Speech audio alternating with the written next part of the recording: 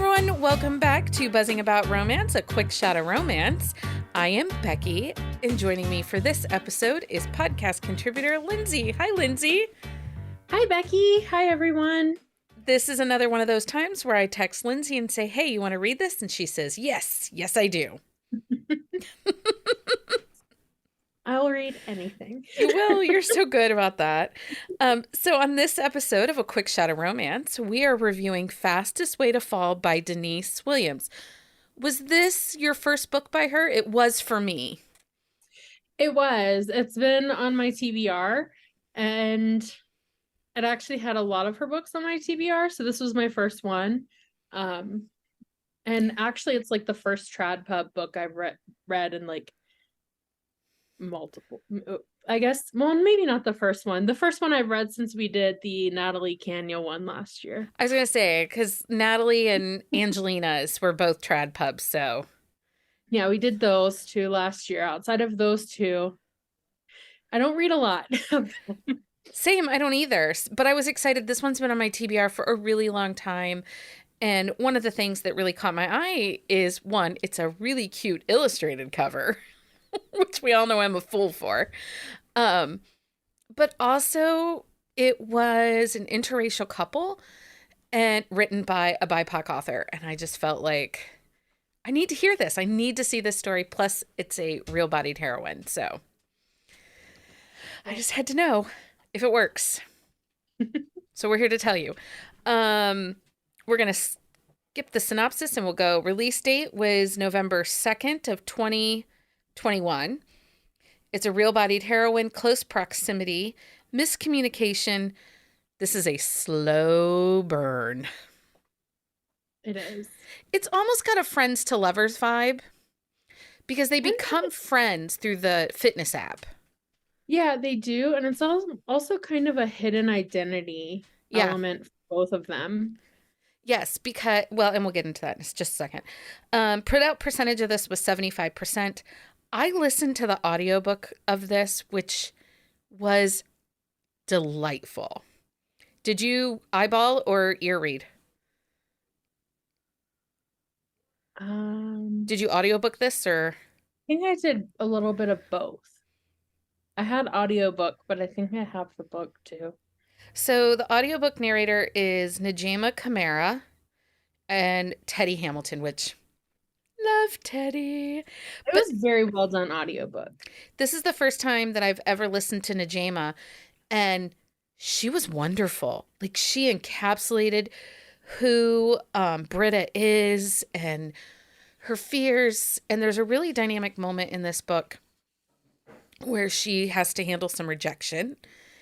And the way that Najma articulates it in the story, I just really felt all those emotions.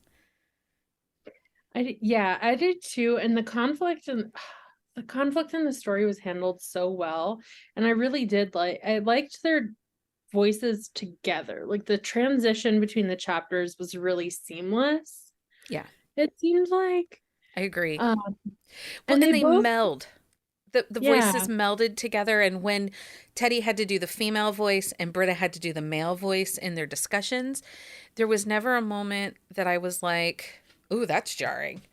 Like, it felt natural. It did. Okay, so let's talk about all these characters in this book, because there's some really fantastic characters, and I have kind of a girl crush on Britta. I love her. She's probably she's one of my favorite heroines, I think. Yeah. I think anybody, especially if you're a plus size girl or a normal bodied girl, I think you're gonna appreciate Britta. I think she gives voice to the confidence of liking your body, the self-doubt that naturally comes with anyone, and then just like her whole experience, like the pursuit of being strong and healthy, like that's something we're all working on. It is. So Britta works for a magazine and she's kind of competing for a job. It's a lifestyle magazine, blog, website kind of place. and she's competing for a job against her coworker. Can't think of the coworker's other name. I don't What know. is her name? I forget her name too. I can't. I need to write this stuff down in my notes. Well, I wrote down his ex, but I didn't write down her coworker. So she has a coworker that she's competing with. They are both testing out different fitness apps and have different experience. Her coworker is skinny and beautiful and just wants to stay in shape. And Britta joined hers to become healthier, but also to lose some weight. And I love the way she filled out her questionnaire um, for the fitness app because she could have lied. Um, but basically, they say, why'd you join this app? And she's like, I want to be overall fit, but I want to look good naked. And she wants to jump out of a And plane. she wants to jump out of an airplane. I love her motivations. And like I think her because you get to see her fill out the application very early on, and like that whole application is just very Britta. Like it just it gives you a real sense of the kind of person she is. She's funny, she's clever, she's very smart, and she's very committed to her job and her friends. And Yeah, this little journey she goes on is quite interesting. it is. It really is. And what I liked about it is even once she's assigned her fitness coach, who is Wes, who's our hero, and we'll talk about Wes in a second, even once she's assigned her fitness coach, she never loses her the goal, the end goal. She's doing this review of the app, but she's using it to her full advantage too. Like she wants these things for herself. And so she is very goal oriented and very dedicated into her, into what her desires are for herself. And I really liked that about her. I did too. I like so her coworker, there's an enemy to friends component there as well that's really interesting in this story because the fact that they're competing for a job and the fact that they've been kind of competing throughout their career is an interesting element. And then they're working on this article that's they know is going to propel one of them to the next chapter of their career. They've both been competing for this job and then they're ultimately like collaborating on this work that's going to get one of them move one of them ahead. Um, they're both writing about the different apps, like Becky said before, but as they're working on these apps, like they're also working really closely together and like the ethics of the conversations that come up and like the friendship that they forge is just really a unique component because you don't always see that. Like you do see it in like those kinds of conflicts, a lot of like women going after each other, but like even though there's a distinct mistrust between them, like they overcome it in the story. And I loved that element of the story because it is a big part of this book, almost as much as I loved her relationship with Wes. Yeah. Well, and as the story moves forward and they're also blogging about their personal experience with, you know, self-acceptance and weight loss and eating right and being healthy, she learns that her coworker does not see herself as perfect. In Britta's eyes, she looks at her coworker and thinks, "Oh, you're skinny and you're beautiful and people want to be with you and your hair is great." But her coworker doesn't always feel that. She has doubts about her outward appearance and her fitness. And I just liked that real aspect, that thought that even people who seem confident might still have self doubts. Yeah, I love that too. I love that vulnerability brought them together as made them friends. Yeah. So let's talk about Wes because we all know that I'm kind of hard on a cinnamon roll hero. Um, and he is definitely a cinnamon roll. He definitely, in my opinion, would qualify as a beta hero. But I kind of loved him. Like a lot. He's a really hard hero to not like. I know, like, he's the ultimate good guy. Like, good guy. Um, Really good. he actually, so Wes actually owns the Fit Me app company, the fitness company. He and his two friends, one was his ex girlfriend and then his buddy, designed, developed, funded, and created this app. And Wes, so he's not only the owner and the CEO, but he got his start as a fitness coach. So he likes helping people. Um, and he's a fixer. And we see that in his relationships with his mother. And that also he has this sister out in the world that had some eating disorders. And his mother's an alcoholic and an addict. And Wes, his sister at one point has left home, like no contact with the family, limited contact with him, like she is not around. And Wes is still there for her, texting and checking in with her, just letting her know, hey, I'm here. I'm here when you're ready. He's a little bit of an ableist because, boy, I was so mad at him. I wanted him to be mean to his mom because she was a bitch. And he's just not. He's like got this patience. He never really lost it with anyone except him, kind of himself. Yeah. Yeah. He just, yeah. He was a great guy, and I liked how supportive he was of her through the app, even before, because for most of the book, they don't meet face to face. Like, they don't meet face to face till almost 40% into the book. And that is a not meet cute for sure. That was not, that was not a meet cute. That is not how you want to meet the love of your life. It isn't, but I have to say, that was that whole segment of, so within the story, Wes is the coach. He's really building Britta up. They've become really close friends through this app. They're texting outside of the app, which goes against the guidelines and everything. They've really developed this beautiful friendship. And all the while, Britta has this guy that she's put on a pedestal that they used to work together, and now he's in reality TV. And he is a hipster. He is a bro. And Britta has a crush on him. Like, she thinks there's chemistry there between the two of them. And as she started to lose some weight, she puts herself out there and invites him over for dinner. And he made me mad.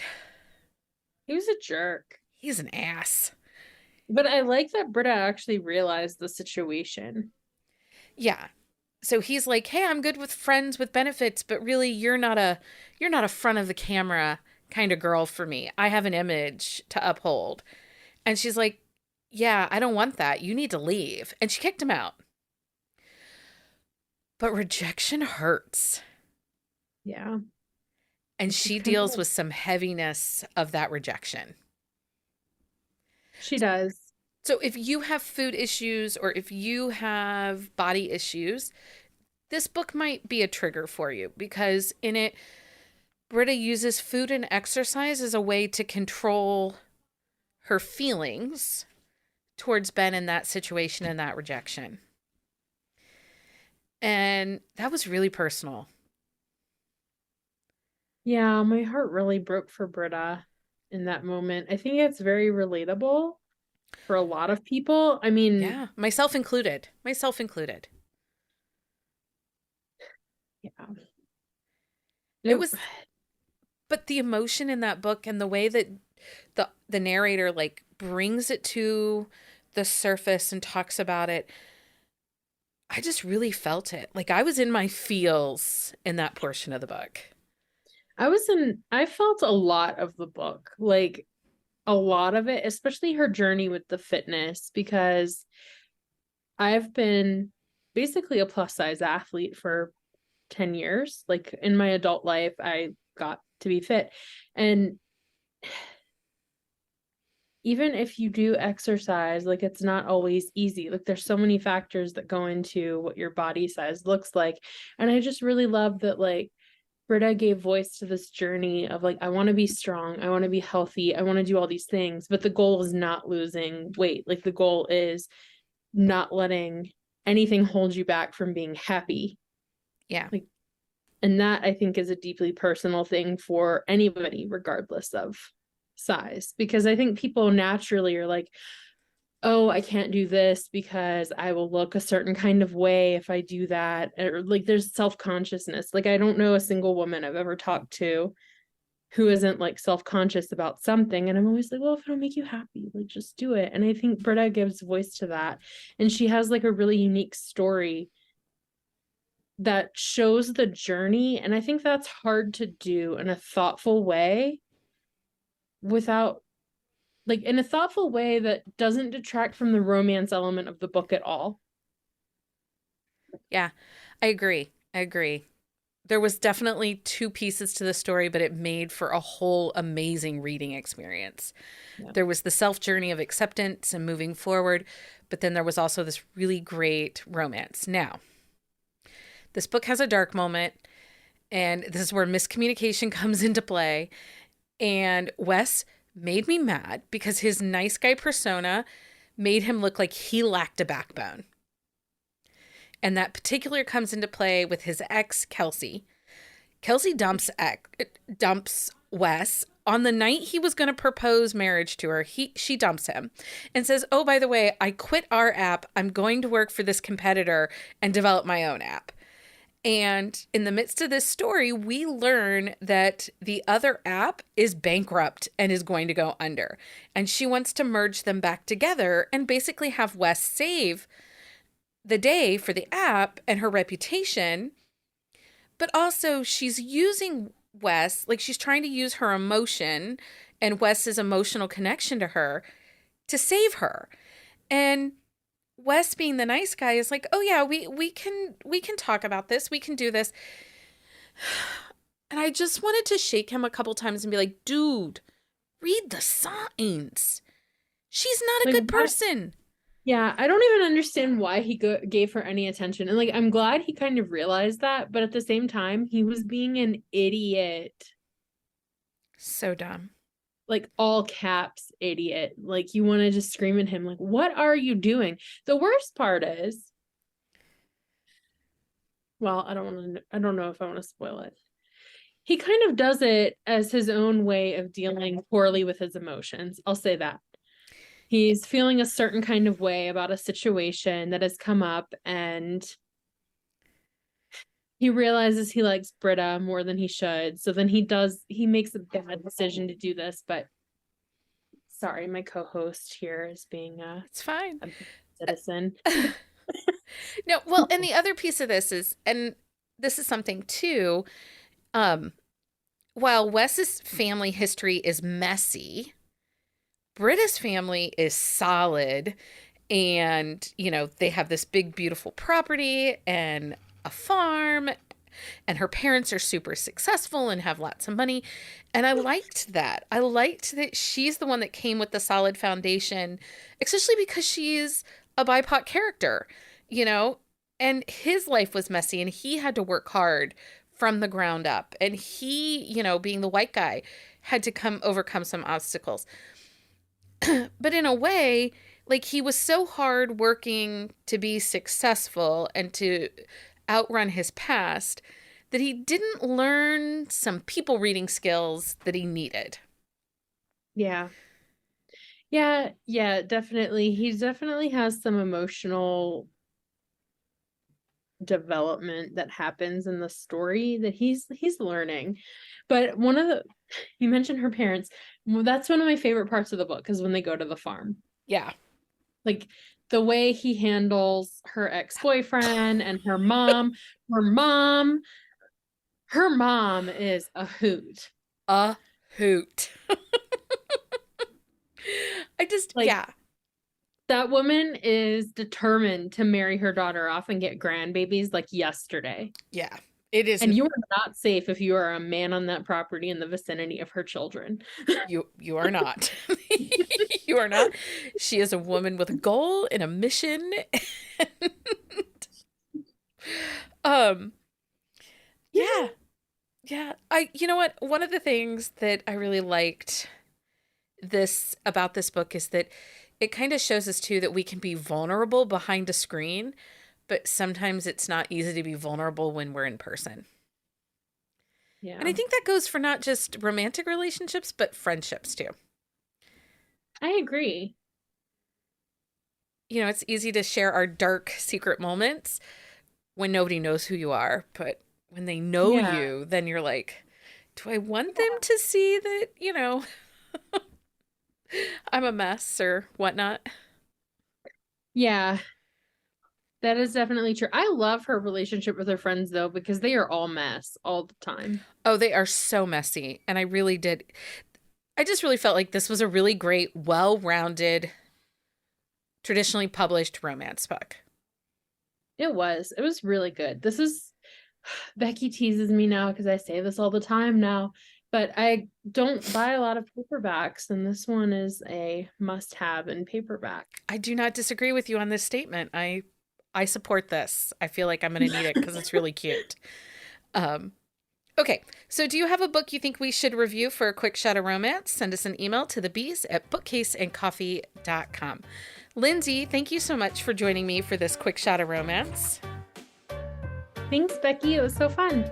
Until next time, everyone, happy reading. Find us on Instagram at Buzzing About Romance or on Twitter at Buzzing Romance. If you like the podcast, please leave a review. If you'd like to support us directly, join the Bookcase and Coffee Patreon and receive exclusive content only available to Patreon members. Check out bookcaseandcoffee.com for our on-the-shelf show notes.